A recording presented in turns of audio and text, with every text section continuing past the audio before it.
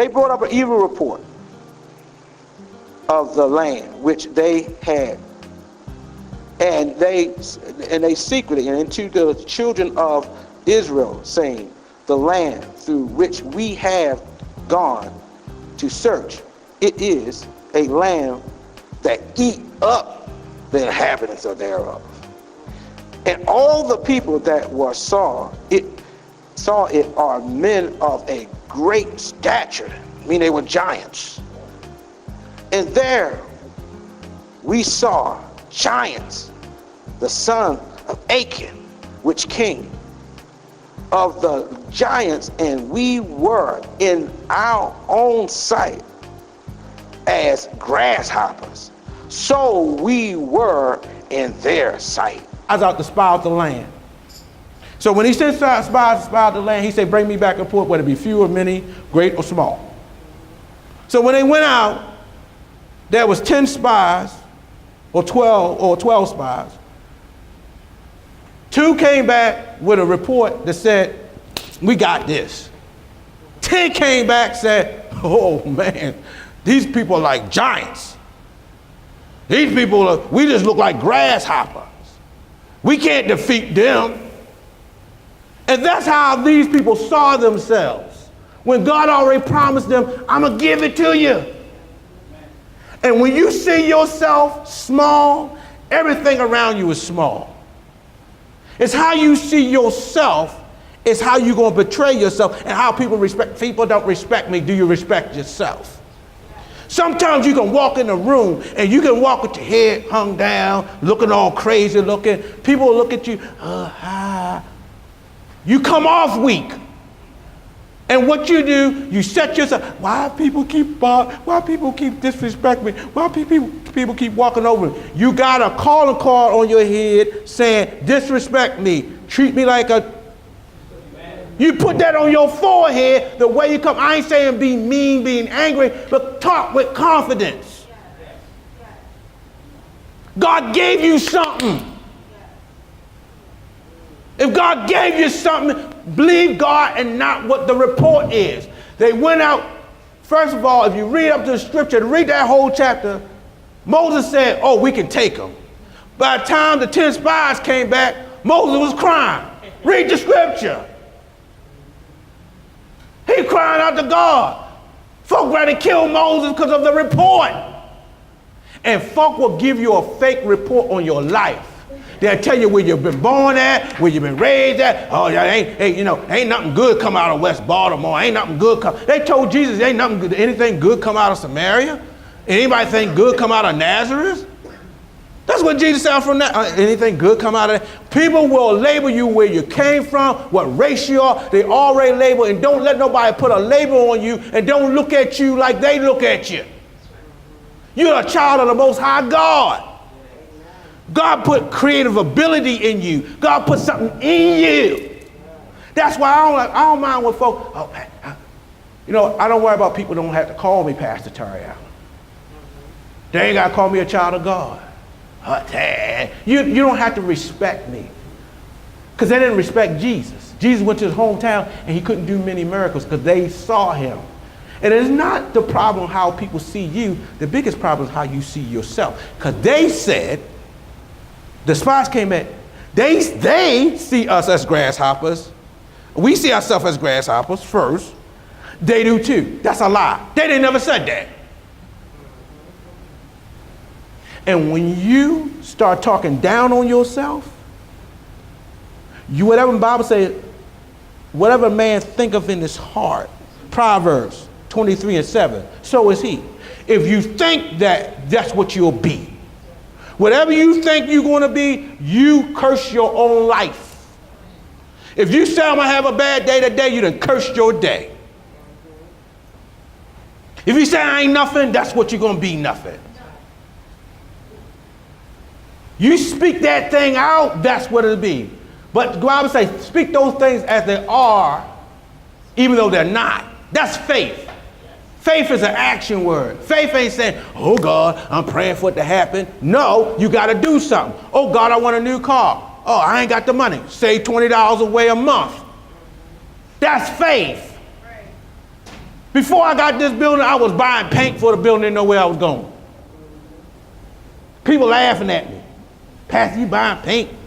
I'm collecting furniture in the building, and they said, well, where you going? God told me Glen Burnie. Glen Burnie is a big place. Where you going? I don't know. What your building look like? I don't know. But I know when I get there. And he gave me a sign. He said, the building gonna look like the same color of your bricks of your house.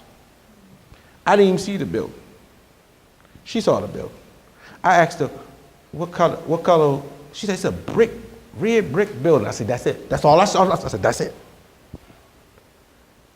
She came down the first day, Elder Cook. I ran down the next day, and they said, you get that little raggedy building across the street. God told me, no, that's the one. And we started fighting. Because I knew that was the promise. And everything that I needed fit.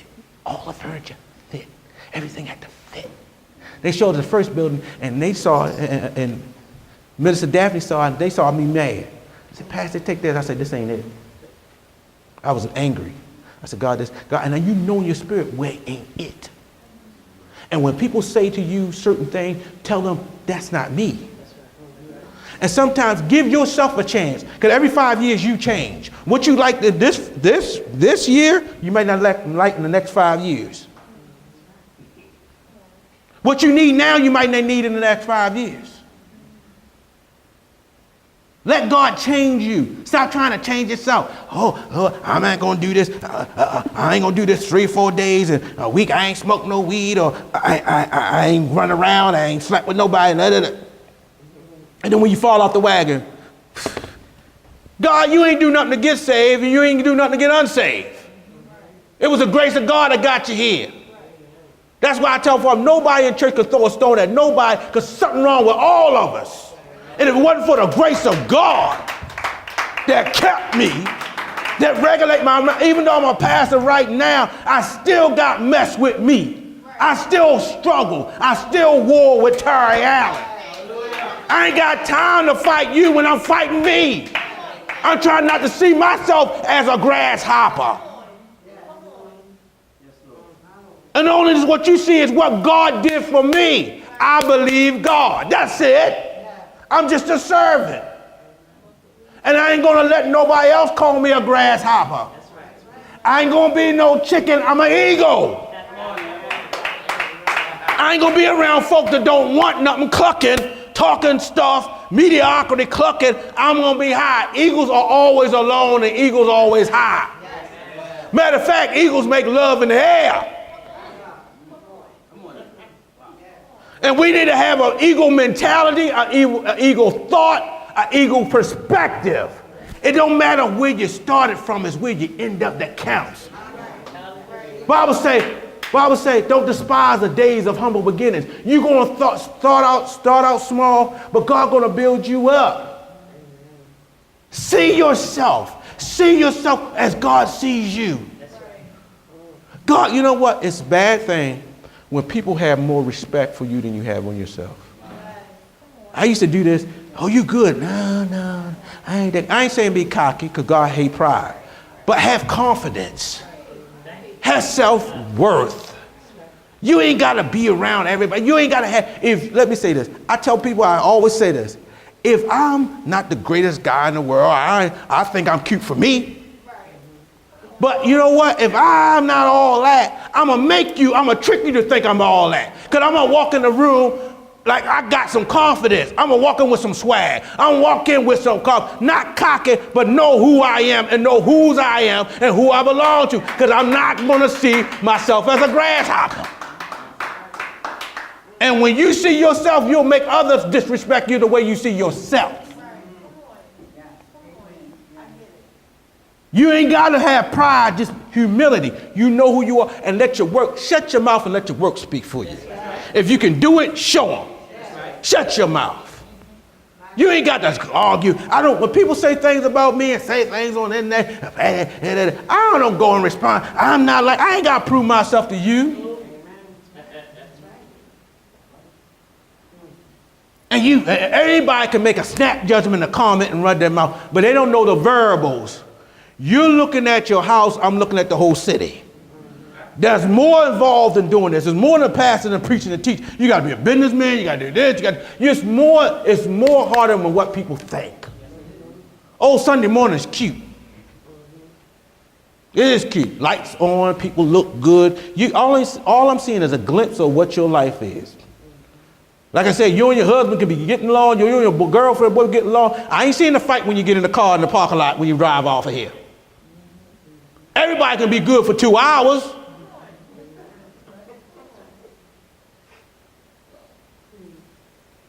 But what's the real you? How do you see you? How do, when you look at that man in the mirror, that woman in the mirror, how do you see yourself? I see some beautiful people got ugly personalities. You drop dead, girl, you good. And then you see everybody else. I have a problem. Me and Deacon would say the same thing. I have a problem when people got to take pictures of themselves all the time. You cute? Yeah, we know you cute, girl. And ain't nothing wrong with women. Ain't nothing wrong with it. But if I got to keep reaffirming you good, look good, something inside of you is ugly. And if you need me to tell you you pretty, something wrong with you. Do I look pretty? You pretty in the morning. Do you look pretty? Yeah, baby, you look pretty. By lunchtime, what compliment I gave you ran away. I got to skill in the afternoon. I got to tell you look pretty. Man, do I got to keep cheerleading you? Hercules, thank you for putting out the trash. Thank you for just, no, man, be a man. Man up. Now, I'm not knocking. Folks should encourage one another. And if someone ain't encouraging you and call you a grasshopper, get them out your life. If nobody going to celebrate the good you do, get them out. Because they look at you and they don't know who you are. Sometimes God will hide things in you. You got to discover you. What you know at 20, you'll be a whole different person at 40 or 30. Because you got to go through the process of development. God put gifts in you in seed form. He don't give you an oak tree, he gives you an acorn. And he gives that seed in you, and it's your job to water it, develop it, break it open. First, you got to break open the shell. First, you got to come out of that shell. You got to break it open and discover you. You spend a whole lifetime. I'm just starting to know what Tari Allen is at almost kissing 50. I'm just knowing who I am. And when 16, 17 tell me, I know who I'm at 16, you don't know what you are. It takes a whole life, and when you finally get it right and you finally know who you are, it's time for you to die. It takes a lifetime to discover you. That's why the older you get, the more you don't worry about what people think. I used to worry about people's opinions, what they think about me, how they see me. Oh, Pastor, I don't like this, I don't like that. You help me doing it. You help me getting it. You help me go out and you help me in the grind. If you ain't gonna put your hand to the gospel plow, if you ain't gonna help me turn the butter, you don't get to dictate how the butter tastes. Because I needed you in the process. If you wasn't there to help me build the foundation in the wall, I don't need you to tell me what the colors of the wall are going to be after the room is painted. I don't need to tell you to pick out the couch. Couch is easy. I need you when I'm building a foundation. And see, people want to come when it's finished work. Let me say something. You are a work in progress. I'm always a work. You know when you'll be finished? I tell you when you'll be finished, when you get to heaven. You never finish. You just still discover. That's why I tell young folk, stop dictate and stop putting things in your life that will destroy the vision, the purpose of God in your life. Stop seeing yourself. Sometimes we do things and it hinders our own progress in God. God may want you over here, but you over there. Why are you fooling with them? It's mind your business and keep your peace. Sometimes we so busy fighting somebody else's battles that if I fight your war and go out and fight your war, guess what? The enemy will come and attack me. And when I save your castle and mine.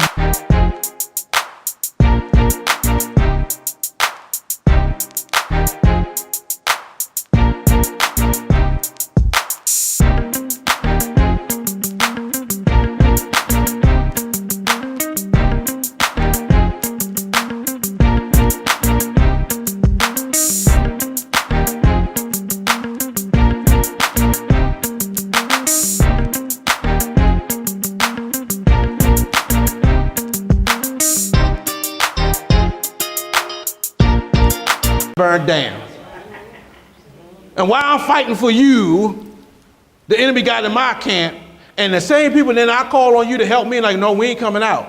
Now you ain't got, no, you homeless. Fighting over other people, like, girl, let me tell you how to keep your man. You better make sure your man's straight. You make sure your house straight. You know, you give them advice, help them, but don't go in that castle. Don't fix up that relationship. And yours, you got problem with yours. Focus the same advice. Physician, heal thyself. It's easy for me to give advice than me to take advice. Because you don't see yourself. You could, you know, I tell people, you lose weight, most times, you can look in the mirror every day. It takes somebody to come by and say, you lost weight. And the first thing you're like, no. You deny what happened. And the only time you believe it, you got to see a picture or you try it on them pair of pants and it's loose. Something happened to my pants. Ain't nothing happened to your pants. You lost some weight. Thank God. Sometimes you could be blessed and don't even know it. You're so busy worrying about what happened to you, and you forget what you got. Don't worry about what you lost. Thank God for what you got left. We don't celebrate what we got left. The devil will always keep you in your past, what you lost, what somebody took something from you, what happened to you.